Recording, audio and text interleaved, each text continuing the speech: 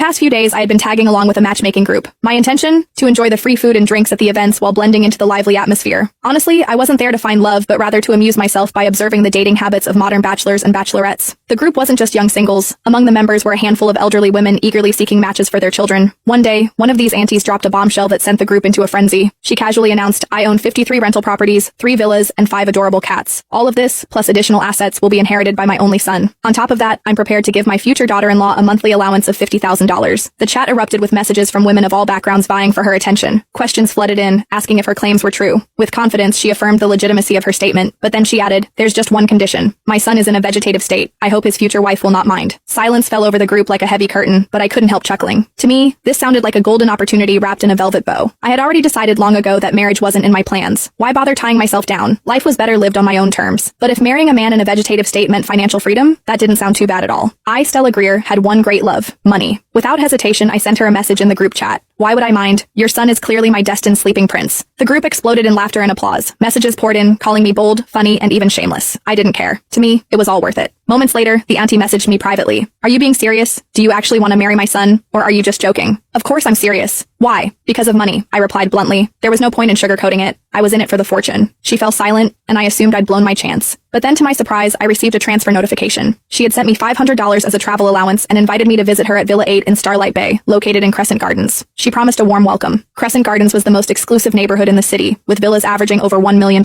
This woman wasn't just rich, she was obscenely wealthy. Grinning, I shamelessly accepted the money and set off immediately. When I arrived at Villa 8, I was greeted by an atmosphere of luxury and grandeur. The villa's exterior was stunning, with meticulously maintained gardens and an air of nobility that made me feel slightly out of place. After straightening my hair and smoothing my clothes, I rang the doorbell. A glamorous woman in her 40s opened the door, her smile radiant. She exuded sophistication, looking no older than her early 30s. Her flawless skin and impeccable fashion sense made me feel like I was meeting a celebrity. "Hello, my name is Stella Greer," I introduced myself, extending a hand. "I'm a graduate of a prestigious Ivy League university, currently preparing for the civil service examination." The woman, Abigail Winslow, shook my hand warmly, her eyes gleaming with approval. "You're young, beautiful, and accomplished." "Wonderful." After exchanging pleasantries, she invited me inside, pouring tea as we sat in the opulent living room. She asked about my background, family, work, and aspirations. My parents divorced when I was young, and neither of them kept in touch. "I've been on my own ever since," I explained. "As for work, I'm a fashion designer with an annual salary of around $100,000. Abigail nodded thoughtfully, her expression unreadable. She didn't press further and soon gestured for me to follow her upstairs. "Are we going to meet my sleeping prince now?" I teased. She smiled. "Yes, my son is also my precious sleeping prince." We climbed to the 3rd floor and entered a bedroom. I wasn't expecting much. I'd already prepared myself for a purely transactional relationship. I didn't need to fall in love. I only needed to secure the deal and fulfill my duties. But the moment I saw him, my breath hitched. There he was, lying peacefully on the bed. His long lashes cast delicate shadows on his cheeks, and his features were so exquisite they seemed sculpted by an artist.